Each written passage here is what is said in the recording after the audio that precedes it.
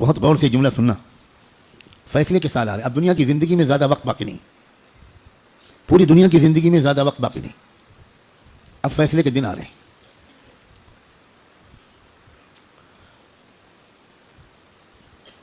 پہلے جیسا اب زمانہ نہیں ہے. ایک ایک دن جو گزر رہا ہے یہ فیصلے کے دن سے ہمیں قریب کر رہا ہے. اور فیصلے کے دن کی جو سب سے بڑی علامت ہے جب فیصلے کا دن قریب ہے وہ ہے فلسطین کے حالات. کیونکہ اب بہت بڑے بڑے واقعات ہوں گے.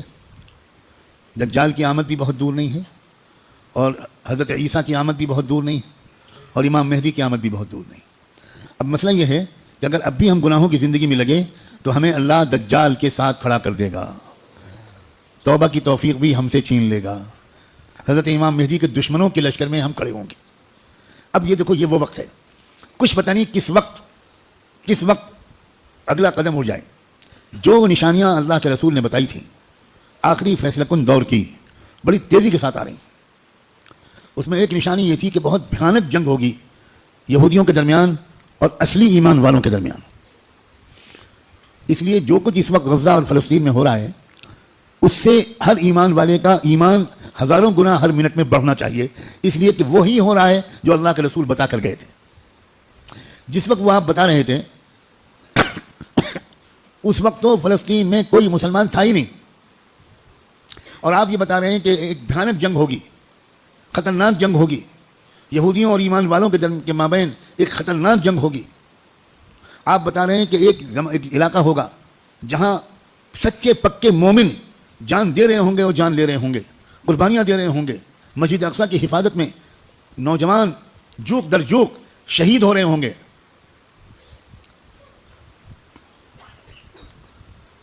اور اللہ وہاں کے مجاہدوں سے سب سے زیادہ خوش ہوگا. اصلی ایمان والے وہیں پر ہوں گے. یہاں تک کہ جب صحابہ نے پوچھا کہ یہ لوگ جن کے بارے میں آپ کہہ رہے ہیں سچے پکے مومن, یہ کہاں ہوں گے؟ آپ نے فرمایا یہ بیت المقدس اور اس کے چاروں طرف ہوں گے, مسجد اقصیٰ اور اس کے چاروں طرف ہوں گے. بالکل ٹھیک وہی جو کچھ آپ نے فرمایا تھا اس وقت وہاں ہو رہا ہے. ہم لوگ اسی زمانے میں ہیں, آپ اس سے خوش ہوں یا آپ اس سے ناراض ہوں. ہم کو اللہ نے وہی زمانہ عطا فرمایا جس میں ہم اپنی آنکھوں سے اللہ کے رسول کی بات کو سچا پکا ہوتا ہوا دیکھ رہے ہیں. تو اس وقت وہاں جو ہو رہا ہے اس سے ہر لمحے ایمان کو بڑھنا چاہیے ہمارے. یہ ہمارا ایمان کی مضبوطی کی وجہ. لوگ الٹا سمجھ رہے ہیں یہ جو کچھ وہاں پر ہو رہا ہے اس سے خوف اس کے دل میں آ رہا ہے جو سمجھا ہوا نہیں ہے, ڈر وہ رہا ہے جو سمجھا ہوا نہیں ہے. لیکن جو سمجھا ہوا ہے قرآن و حدیث کو, اللہ کے رسول کی باتوں کو, وہ یہ کہہ رہا ہے کہ یہی تو وہ فرمایا تھا اللہ کے رسول نے, جو ہو رہا ہے وہی ہو رہا ہے جو اللہ کے رسول فرما کر گئے تھے. اس کا مطلب یہ ہے کہ آپ کی نبوت برحق ہے, آپ سچے رسول ہیں. آپ نے اس وقت یہ فرمایا تھا جب اس کے کوئی آثار نہیں تھے. اب آپ نے جو آئندہ کے بارے میں فرمایا تھا کہ جو ہوگا, جب وہ ہو رہا ہے اور پچھلے 6 مہینے سے ہو رہا ہے بلکہ پچھلے 75 سال سے ہو رہا ہے جو اللہ کے رسول بتا کر گئے تھے, تو اس کے بعد میں جو ہوگا اس مقابلے کا آخری انجام, اس کے بارے میں اللہ کے رسول نے جو کچھ فرمایا وہ بھی یقیناً ہو کر رہے گا. اور وہ کیا ہوگا؟ وہ یہ ہوگا کہ اللہ کے کلمے کا بول بالا وہاں سے پھیلنا شروع ہو کر پورے عالم کی ہر کچی پکے گھر میں اللہ کا کلمہ داخل ہوگا. پوری زمین پر انصاف کا نظام قائم ہوگا, اللہ کا حکم چلے گا, باطل ٹوٹے گا, حق کا غلبہ ہوگا. ایمان والوں کو اللہ تعالیٰ عزت, حکومت, اقتدار, طاقت, غلبہ دیں گے, ان کی قربانیوں کے انعام کے طور پر ضرور دیں گے. اور پھر دجال کا قتل ہوگا, دجال سے چھٹکارا ملے گا. پوری دنیا میں لا يبقى بیت مدر ولا وبر الا وتدخل فيه کلمۃ الاسلام بعز عزیز او بذل ذلیل. اللہ کے رسول کی حدیث کے الفاظ ہیں کہ کوئی کچا پکا گھر یا کوئی خیمہ ایسا نہیں بچے گا جس میں اللہ کا کلمہ داخل نہ ہو جائے, طاقت کے بل پر یا قبول کر کے داخل ہو کر رہے گا. اس لیے لوگوں یہ بہت چوکنا رہ کر جینے والا زمانہ ہے. اگر اسی طرح غفلت میں رہے جس طرح آپ تک جی رہے ہیں تو ہمیں خبر بھی نہیں ہوگی, اور اللہ کی طرف سے فیصلہ ہو چکا ہوگا کہ اس نالائق, فاسق, فاجر, خطاکار, گنہگار مسلمان کو میں دجال کا ساتھی بناؤں گا. یہ امام مہدی کا ساتھی نہیں بنے گا، یہ حق کا ساتھی نہیں بنے گا، یہ سچ اور انصاف کا ساتھی نہیں بنے گا، یہ مظلوموں کا خادم نہیں بنے گا، یہ ظالموں کا ایجنٹ بنے گا، یہ ظالموں کا مخبر بنے گا، یہ ظالموں کا دلال بنے گا، 4 پیسے کے لیے تھانے پہ جا کر مخبری کرے گا۔ یہ فیصلہ کسی لمحے ہم میں سے کسی کے بارے میں ہو سکتا ہے۔ یاد رکھنا، میں نے اللہ کی توفیق سے اپنی بساط کے مطابق بہت لمبی بات کو چند جملوں میں سمیٹ کر آپ کے سامنے رکھ دیا ہے۔ قسم کھا کے کہتا ہوں، اس میں ذرا بھی مبالغہ نہیں ہے، فیصلے کا دن قریب ہے۔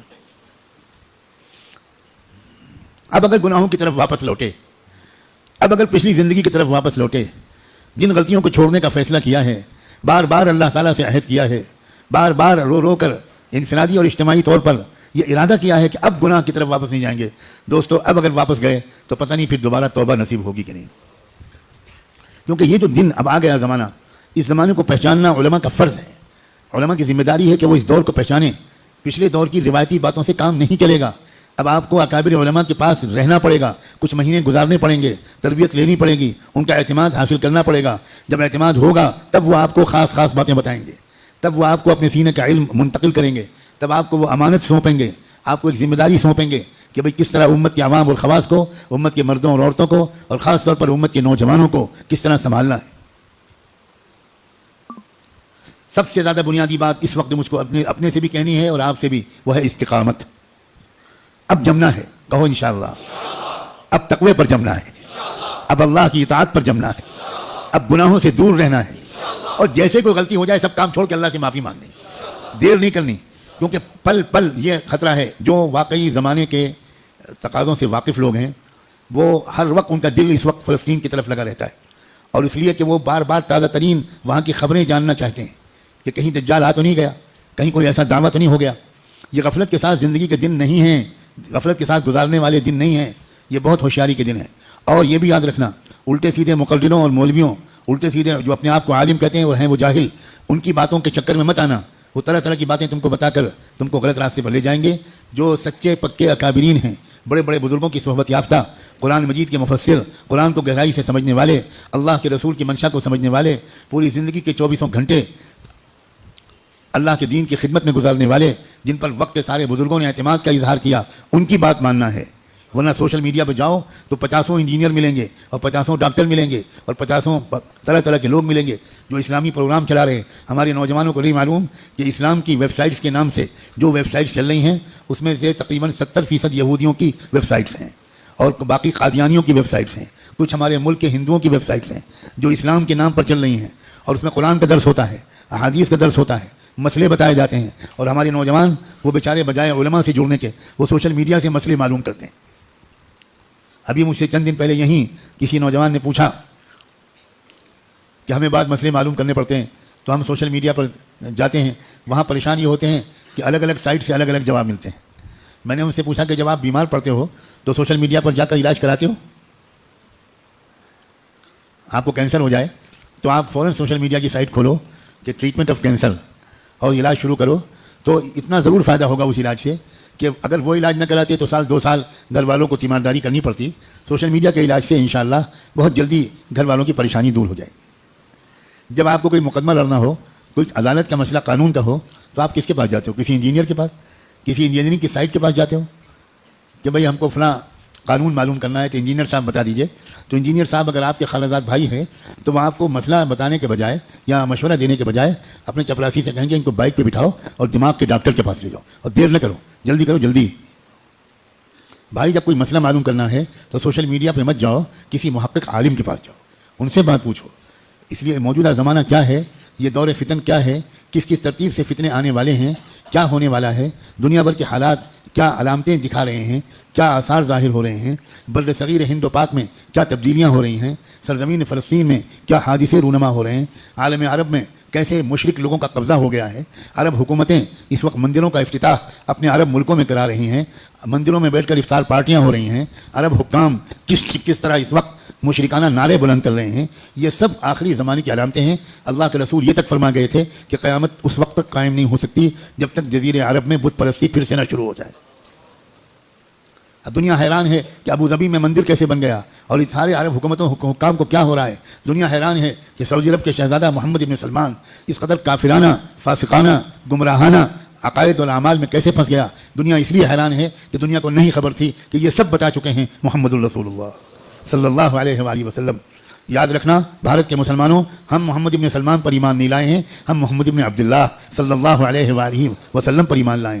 ہمارا کسی حکومت سے کوئی تعلق نہیں. اے سعودی حکومت کے گمراہ بادشاہوں، اے دبئی اور ابوظبی کے گمراہ حکمرانوں، ہمارا تم سے کوئی تعلق نہیں. ہمارا تعلق محمد مصطفیٰ احمد مجتبیٰ سے ہے، ہمارا تعلق قرآن سے ہے، ہمارا تعلق حدیث سے ہے، ہمارا تعلق حرم شریف کے جدید ہوٹلوں سے نہیں ہے. ہمارا تعلق مکے اور مدینے کے ان یادوں سے ہے، ان واقعات سے ہے جن کا سلسلہ شروع ہوا تھا محمد الرسول اللہ کی پیدائش سے، اور اس کے بعد نبوت سے، اور اس کے بعد ہجرت سے، بعثت سے، ہجرت سے، اور پھر اس کے بعد بدر سے، احد سے، حنین سے، احزاب سے، قادسیہ سے، یرموک سے. ہمارا تعلق ابوبکر صدیق سے ہے. ہمارا تعلق تم سعودی بادشاہوں سے اور حکمرانوں سے نہیں ہو. بھارت کے حکمران کسی عرب حکومت کے نمائندے نہیں ہیں. بھارت کے عوام مسلمان کسی بھی عرب حکمراں کے نمائندے نہیں ہیں. بھارت کے مسلمان غلام ہیں محمد الرسول اللہ. ہمارا رشتہ سیدھا ان سے ہے. ہم تمہارے محتاج بالکل نہیں ہیں، قطعاً نہیں ہیں. تم غلط کرو گے تو ہم غلط کہیں گے. ہمیں اس بات کا کوئی اندیشہ نہیں ہے کہ تم ہمارا ویزا بند کر دو گے، تم ہماری حاضری اس جگہ بند کر دو گے. سب کچھ اللہ کے ہاتھ میں ہے. ہمارا تعلق ایمان سے، قرآن سے. اپنے بزرگوں سے مضبوط ہونا چاہیے. بار بار کہہ رہا ہوں، کتابوں کا مطالعہ بڑھنا چاہیے. مجھے تم سے سخت شکایت ہے، اور میں اللہ